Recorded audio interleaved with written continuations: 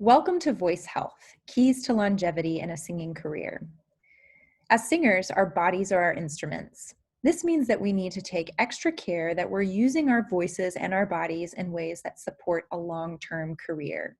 Much like an athlete would take care of their bodies so that they can perform for as long as possible, we want to treat our voices the same way. Before we begin, I want to make this disclaimer. I am not a doctor, and this video does not take the place of the advice and instruction from a medical professional. If you are experiencing persistent vocal discomfort, hoarseness, reduction in range, or notice unusual and persistent voice breaks for 2 or more weeks, see an ENT, an ear, nose, and throat doctor. Now, let's begin. When we're talking about voice health, we first want to talk about general health. This includes mental health, physical health, emotional health, and spiritual health. Because our whole body is our instruments, we need to take care of our whole selves. This means that we should get proper nutrition, adequate sleep, exercise. I think recommended exercise is 45 minutes of aerobic exercise at least 5 days a week. We can meditate, pray. We should also work to build healthy and lasting relationships. And we should also play and have fun. These are just a few of the ways that we can take care of our whole bodies. And this is really important for singing and for dynamic performing. Next, we want to think about how we're using our voices. We want to avoid any kind of aggressive use of our voice that really is abrasive on the vocal folds. And this includes screaming, throat clearing, unnecessary coughing, and even whispering. All of those things kind of slam the vocal cords together in a really unhealthy way. It can also be helpful to adjust our speaking voices so that they're more sing-songy and supported with the breath moving consistently. This will help us from becoming fatigued in our speaking voices. Now, the next part about voice use is taken from Healthy Practice Habits, which is a lecture that I watched by Deanna McBroom and Lucinda Halstead. And in this lecture, they suggested that we learn to budget our voice use so that we're not overusing our voice throughout the day. This means that we would give ourselves an allotment of 100 chips, and we would allot our activities, both singing and speaking, into that 100 chips. So for example, if we know we have a rehearsal that day, we would say 30 chips go to choir rehearsal. Then we had a voice lesson, we would say 25 chips for a voice lesson, 25 chips for a practice session, 10 chips for talking throughout the day, and 10 chips for talking on the phone. And the activities may vary, but you want to be mindful of how many chips you're allotting for each activity. And if you find that you're going over 100 chips per day, then that means that you probably need to scale back on some of your activities that use your voice so that you can rest and not become vocally fatigued. This may seem like a no-brainer, but a big part of healthy singing is hydrating. So a lot of the times when we're feeling icky vocally, we think that it's something to do with our technique, but it may actually just be that we're not getting enough fluids. I cannot encourage you enough to drink your water. There is a layer of mucus that sits on top of your vocal folds. And when we're dehydrated, it actually kind of gets sticky and gummy, and it makes it much harder to sing. So drink your water. They say that the right amount of water is half your body weight in ounces. I think it can vary depending on the person and their individual needs and level of activity. If you're finding that you're feeling persistently dry, try drinking lemon water. This helps to regulate saliva production so that there's a more regular amount of saliva in your mouth and throat. And that's a tip that I learned from The Fit Singer.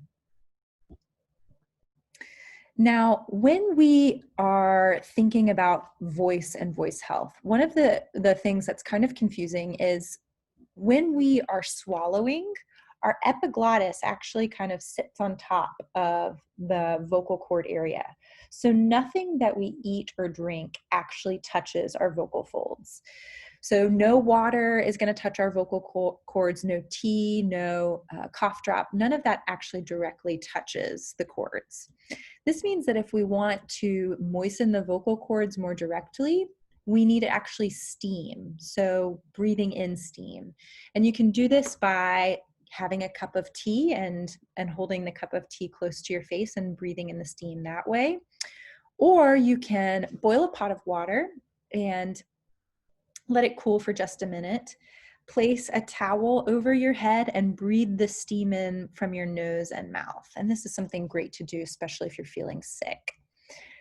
It may also be helpful to sleep with a humidifier in your room. Just make sure that you're cleaning the humidifier regularly. Another part of healthy singing is learning to manage inflammation. So just like muscles in our body can become inflamed and are a little bit more difficult to work with, so can our vocal folds. So we want to learn to manage inflammation by drinking plenty of water, avoiding high salt foods, and adding foods into our diet that have anti-inflammatory properties. And this is, there's a huge list available online. Some of my favorites are ginger, turmeric, cinnamon, bone broth, leafy greens, pineapple, and many, many more. We can also gargle with salt water to help with inflammation. Managing allergies. Now, this is particularly tough in East Tennessee in the valley where we're kind of trapped between the mountains. So all the pollen settles down on us. I would strongly encourage you to go see a doctor if you're feeling persistent phlegm and mucus building up in your nose and throat area. Some over-the-counter treatments are Claritin, Zyrtec, or even Mucinex to thin the mucus. You can try the homeopathic route, like nettle tea, local honey, or regular sinus cleanses, like using a neti pot. I would encourage you, though, to make sure that you're using distilled water for a neti pot. And there also may be some dietary allergies that could contribute to discomfort in singing. Dairy tends to produce more mucus, and gluten can actually cause inflammation.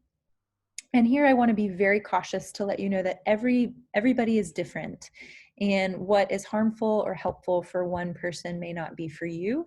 So make sure that you're listening to your body and noticing what you're experiencing phlegm-wise and vocally, and partner also with a doctor and a voice teacher to really make sure that you're finding what works best for you. Managing acid reflux. So sometimes if we're feeling persistent vocal discomfort, this can be a result of acid reflux. Again, see a doctor if you think this may be you. Some non-medication ideas to help out with that are to avoid eating 2 hours before bed, avoiding spicy foods, and actually raising the head of your bed slightly by putting like cinder blocks underneath the head of your bed while you're sleeping. Again, if you think you're suffering from acid reflux, please consult a healthcare professional. Managing sickness. So for a lot of singers, becoming sick is an unfortunate reality in what we do, and it can be very inconvenient and very frustrating, especially if you have a performance or a gig coming up. First things first, if you're feeling sick, go see a doctor for a diagnosis and a treatment. If you think you may be on the onset of cold symptoms, go ahead and take zinc supplements. This is huge for decreasing the amount of time that your cold will last, and decreasing the severity of the cold. When you feel like you're getting sick or you're already sick, make sure that you're resting your body and your voice. It's really important that you give yourself time to heal. This includes getting plenty of sleep, getting healthy nutrition, and drinking plenty of water. Those are huge parts in managing sickness. Now, singing on sickness can be a bit tricky. I would encourage you to rest your voice. If you have laryngitis, just maybe avoid talking or singing at all.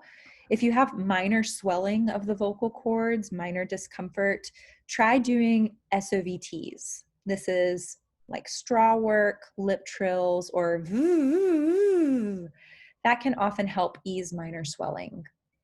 And lastly, avoid spreading germs by staying home, washing your hands, and wearing a mask if you absolutely have to go out in public.